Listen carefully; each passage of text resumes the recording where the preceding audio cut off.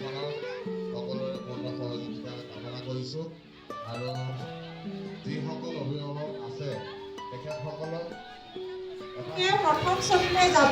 আৰু প্ৰথম শ্ৰেণীত আনুষ্ঠানিক শিক্ষা গ্ৰহণ কৰিবলৈ তেওঁলোকৰ যিখিনি অৰ্হতাৰ প্ৰয়োজন সেই সকলোখিনি অৰ্হতা তেওঁলোকে পাইছে নে নাই আৰু যিখিনি অৰ্হতা তেওঁলোকে পাইছে সেইখিনিতো আছেই আৰু লগত তেওঁলোকৰ যিখিনি অৰ্হতা নাই হোৱা সেই অৰ্হতাখিনি বিকাশ কৰিবৰ কাৰণে অভিভাৱকসকলে ঘৰত কেনেধৰণে শিশুজনৰ লগত কাৰ্য কৰিব এই বিষয়ে আপোনালোকক অৱগত কৰা হ'ব। কামখিনি কৰে আৰু যেতিয়া আপুনি সেই কামখিনি কৰিব তেতিয়া আপোনাৰ ল'ৰা বা ছোৱালীগৰাকী প্ৰথম শ্ৰেণীত আহি যিখিনি অৰ্হতা পাব লাগে যিখিনি শিকিব লাগে সেই সকলোখিনি শিকিব। গতিকে নিশ্চয় আপোনালোকে বুজি পাইছে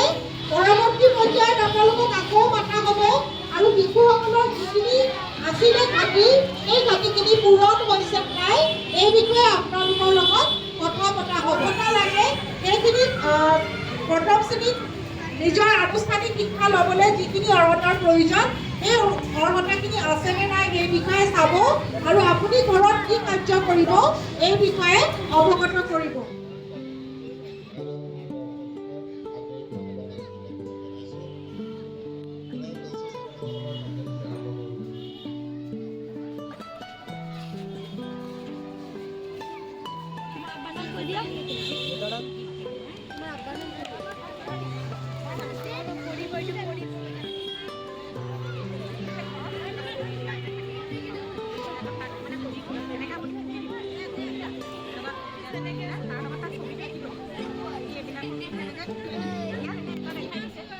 আপুনি নিজেও বেলেগকৈ দিব পাৰে তাৰপাছত এটা ছবি এটা আঁকিবলৈ ক'ব তেনেকুৱা কি ছবিটো আঁকিব লাগে কৈছেনে